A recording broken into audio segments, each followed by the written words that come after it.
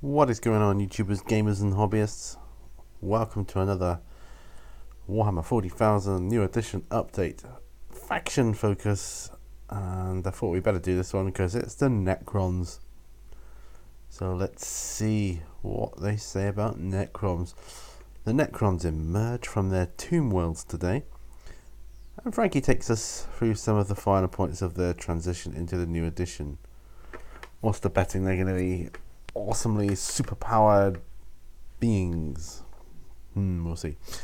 Hello everyone, Frankie here from the SoCal Open to discuss the dreaded metallic undead, the Necrons. Necrons are one of the most resilient armies in the current edition, thanks to their reanimation protocols, and in games today, Necrons are known for having giant canoptek spiders spawning hordes of little scarabs to overwhelm their opponents.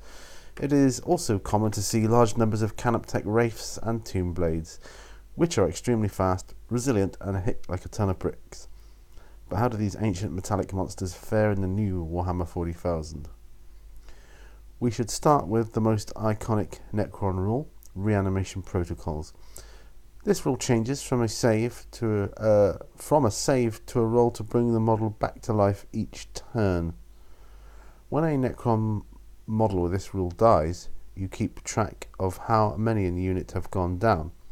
You will then be able to place models back into their units every turn on a roll of a 5+ per model lost. The models must be placed in unit coherency with the unit it came from. This rule is so powerful because it happens at the beginning of each of your turns. What? I want to say this again for emphasis. You roll for each downed model with this rule at the beginning of every turn unless the unit has been wiped out. So if a Necron warrior is killed in turn 1, you'd roll to bring him back turn 2, 3, 4, etc. until he either reanimates or the rest of the unit is destroyed. Wow, Necrons are seriously hard to keep down. Oh man, that's just too powerful. No, I'm sorry, but that's too much. I would have thought, I'm sorry I'm having a little rant here at this point, but I would have thought they would have had to have toned down that particular rule. Necrons, nah. Maybe I'm being harsh there, but I don't know, we'll see. Reserve judgment till the end, I know. Illuminator Xeris, who is a bulked up canoptek, can help boost this ability. Boost it? Like all crypteks, Xeris allows Necron units within 3 inches of him to add +1 to their reanimation protocols rolls. He can also improve a unit of warriors or immortals every turn by giving them either +1 ballistic skill, +1 strength, or +1 toughness, which lasts for the rest of the game. I'm just going to say that again. He can also improve a unit of warriors or immortals every turn by giving them either +1 ballistic skill, +1 strength, or +1 toughness, which lasts for the rest of the game. Although a unit may receive this bonus once per game, which turns those units into something to fear. Illuminor is a solid choice for any Necron army and will be seen leading many forces to battle. Anrakia the Traveller, I'm sorry about the pronunciations, is a Necron character who can also provide bonuses to Necron infantry by giving a +1 attack to units within 3 inches of him. But I think his best ability is My Will Be Done, which allows him to give a friendly infantry unit +1 to hit, advance and charge. These bonuses can combine to make Necron infantry very scary and play exactly how I would expect them to based on their background. Prepare to see legions of large units advancing in a phalanx, taking everything the enemy can throw at them and dishing it right back. Excuse me. I don't know. Next up we have the heavy destroyers, who will tear through a vehicle without breaking a sweat or oil or whatever they leak. These ignore the penalty for moving and shooting heavy weapons, which makes their strength 9, AP -4, D6 damage weapon especially lethal due to its mobility. They get to re-roll 1s to hit, which makes them extremely deadly when paired up with a character like Anrakia. Lastly, we have the iconic Necron Warrior. These are now one of the strongest troop units in the game, with their strength 4 AP -1 rapid fire guns. When let to battle by the various Necron characters, these guys will last longer and bring even the strongest warriors to their knees. I often find myself running 60 plus Necron warriors in my list, with the maximum unit size set at 20. Full units are the hardest to deny their reanimation protocol rolls, backed with some of the more elite infantry units, such as Immortals, whose standard Gauze Blaster is AP -2. You have a short-ranged and somewhat slow but utterly vicious army. Let's just have a look at the thing there. Weapon, Gauze Blaster, range 24 inches. Actually, got Gauze Blaster, Gauze Cannon, Gauze Flare. They're all 24 inches. The Blaster is Rapid Fire 1, Gauze Cannon is Heavy 2, and the Gauze Flare is Rapid Fire 1. The Blaster and Cannon are both Strength 5, and the Gauze Flare is Strength 4. The Blaster is AP -2, Cannon -3, and Flare -1. The Blaster is Damage 1, Cannon D3, and Flare 1. No abilities. Just be mindful of protecting your all-important characters, as they are what really makes the army hum. Luckily for you, nearly all Necron characters, who are already pretty dang tough, have the living metal rule that allows them to heal a wound every turn. What? And just because you've all been waiting patiently for millions of years, have a Monolith datasheet. Have a look at this. Monolith movement. Well, that's depending on damage, of course, as we know. So if he's got 11 to 20 plus wounds, it actually starts with 20 wounds. 20 wounds, people. He can move 6 inches. Between 6 and 10, he can move 5. Between 1 and 5, he can move 4.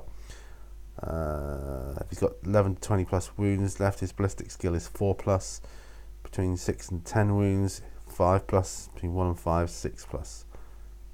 Portal of Exile, and 4 plus, 5 plus, and 6 respectively. So weapon skill 6 plus. This is a starting. The ballistic skill depends on the wounds. Strength 8, toughness 8, wounds 20, attacks 3, leadership 10, and a 3 plus save. Well, that's pretty good. Gauze Flux Arc, range 24 inches, and Particle Whip, range 24 inches. The Arc is Heavy 3, and the Particle Whip is Heavy 6. The Arc is Strength 5, the Whip is Strength 8, both AP -2. The Arc is damage 1, and the Particle Whip is a D3 damage. And they've got Living Metal, Death Descending. During development, you can set up a monolith in the upper atmosphere instead of placing it on the battlefield. At the end of any of your movement phases, the monolith can plummet to the battlefield. Set it up anywhere on the battlefield that is more than 12 inches away from enemy models. Portal of Exile. When an enemy unit, other than a monster or vehicle, charges this model, its Portal of Exile may activate. And you roll a d6, compare it to the vehicle to the value required on the damage table above. If the roll is successful, the charging unit suffers d6 mortal wounds. Hovering. Distance and ranges are always measured to and from this model's hull, even though it has a base. Floating Fortress. This model can move and fire heavy weapons without suffering the penalty to its hit rolls. Eternity Gate. When you set up this model, at the same time you can also set up any number of Dynasty infantry units on their tomb world, rather than setting them up on the battlefield before the monolith moves in each of your movement phases. A single unit that was set up on their tomb world can be transported onto the battlefield by the monolith.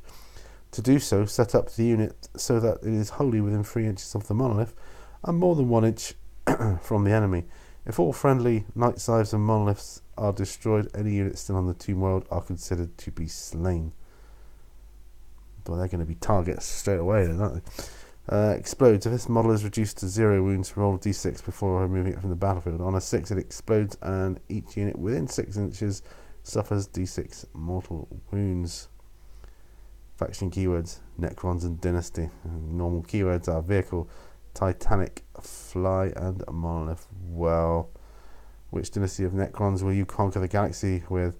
I hope all you long-time Necron players are excited as I am for these changes and the new Warhammer 40,000.